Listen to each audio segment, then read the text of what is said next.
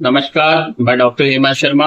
आज आपको बताने जा रहा हूँ सुप्राकॉन्डाइलर फ्रैक्चर। ये क्या होता है? जैसे ये आपकी ह्यूमरस बोन है, इसके ऊपर होता है आपका लेटरल और मीडियल एपिकॉन्डाइल कॉन्डाइल्स। तो मीडियल और लेटरल कॉन्डाइल के ऊपर जो फ्रैक्चर है उसे हम बोलते हैं सुप्राकॉन्डाइलर फ्रैक्चर।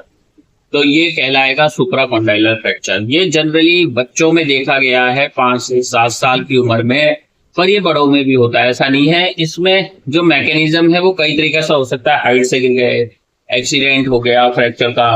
और इसमें जो मोस्ट कॉमन मैकेनिज्म है जो 95 to 98% लोगों में देखा गया है वो है एक्सटेंडेड, हाइपर एक्सटेंडेड ऐसे हाथ और फॉल ऑन हैंड। जैसे आप इस हाथ के बल गिरे तो यहाँ से supracondylar fracture, distal part of humerus fracture हो जाए, तो इसे हम बोलते हैं supracondylar fracture. Generally flex elbow पे भी जैसे आप ऐसे फ्लैक्शन के साथ गिर गए तो भी सुप्राकॉन्डाइलर फ्रैक्चर होता है, पर ये 3 से 5% केस में देखा गया है, 2 से 5% केस में, ज्यादा नहीं। अब सुप्राकॉन्डाइलर फ्रैक्चर है तो इसको हम डायग्नोज करने के लिए एक्सरे का सहारा लेते हैं, एंटीरियर पोस्टीरियर व्यू और लेटरल व्यू। तो अब एक मॉडिफाइड गार्टलैंड क्लासिफिकेशन है, उसके अकॉर्डिंग फ्रैक्चर को डिवाइड किया गया है। तो मैं इसमें ट्रीटमेंट भी आपको साथ में ही बताऊंगा। अगर जैसे अनडिस्प्लेस्ड फ्रैक्चर है, फ्रैक्चर से लाइन है, ग्रीन स्टिक फ्रैक्चर है, तो उस केस में हम पेशेंट को एक स्प्लिंट बांध देते हैं या फिर आप स्लैब लगा दीजिए। स्लैब 3 से 4 हफ्ते में हटाना होता है। अब टाइप 2 फ्रैक्चर में क्या होता है? पोस्टीरियर कॉर्टेक्स जो बोन का है वो तो इंटैक्ट रहता है, पर बोन डिस्प्लेस हो जाती है, अपनी जगह से हिल जाती है, हट जाता है। तो उस केस में क्लोज रिडक्शन और आप कर सकते हैं के वायरिंग। ठीक है।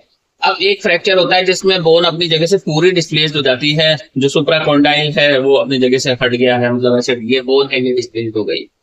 तो इस टर्म को ग्रेड 3 में भी क्लोज रिडक्शन और के वायरिंग वगैरह कर सकते हैं। एक होता है आपका टाइप 4। टाइप 4 के अंदर क्या होता है? मल्टीपल डिफॉर्मिटीज हम बोल सकते हैं बोन की, और इनएबिलिटी रहता है बोन का, वेट बेयरिंग का, ये सारी चीजें तो सब में ही होगा।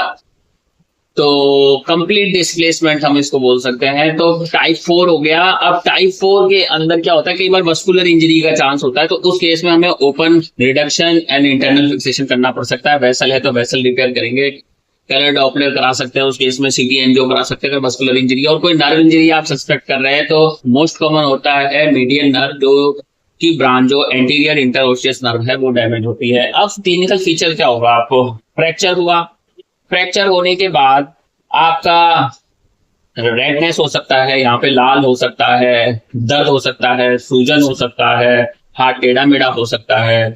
और फ्रैक्चर से ठीक होने के बाद, जुड़ने के बाद जो मोस्ट कॉमन डिफॉर्मिटी है वो वारस, ऐसे हाथ अंदर की तरफ हो जाएंगे डिफॉर्मिटी, और बाहर की तरफ वाल्गस।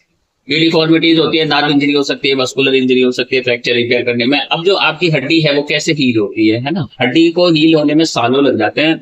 तो हम समझते हैं ये प्लास्टर 3 से 4 हफ्ते में क्यों हटाते हैं। जो फर्स्ट हीलिंग फेज होता है वो 5 से 7 दिन में होता है, मतलब 1 हफ्ते में कंप्लीट होता है। इसको हम बोलते हैं फ्रैक्चर हीलिंग का इन्फ्लामेटरी फेज। सबसे पहले आपको फ्रैक्चर हुआ तो क्या होगा? ब्लीडिंग होगी, खून बहेगा। खून बहेगा तो उसके बाद वहां पे मैक्रोफेजेस, न्यूट्रोफिल रिलीज होंगे। तो जो डेड टिश्यू है, जो खून बह रहा था, क्लॉट था, उसको एब्सॉर्ब करा देगा, किल कर देगा, खत्म कर देगा, डिब्राइडमेंट हो जाएगा ऑटोमेटिक।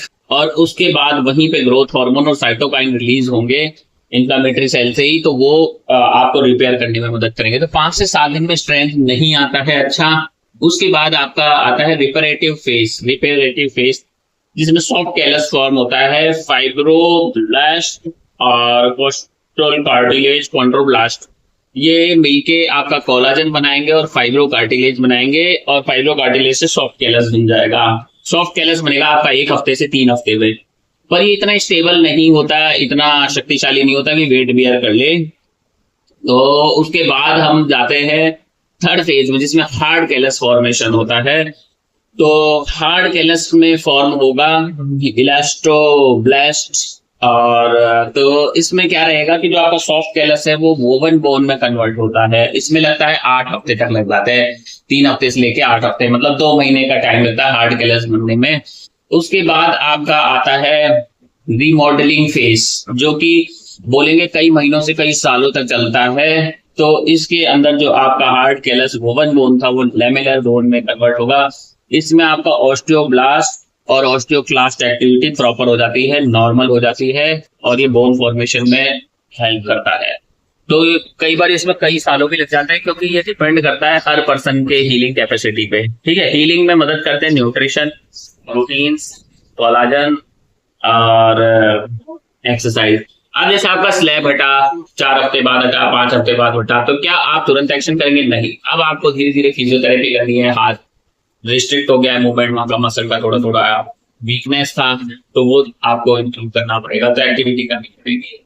अगर आपको भी ऐसा कोई फ्रैक्चर हुआ है तो व्हाट्सएप नंबर मेरा इस वीडियो के डिस्क्रिप्शन में अवेलेबल है, आप वहां जाए, मैसेज करें या अपना कमेंट कर सकते हैं। और अगर आपको कंजर्वेटिव ट्रीटमेंट लेना है तो व्हाट्सएप नंबर मेरा इस वीडियो के डिस्क्रिप्शन में अवेलेबल। थैंक यू, धन्यवाद, नमस्कार।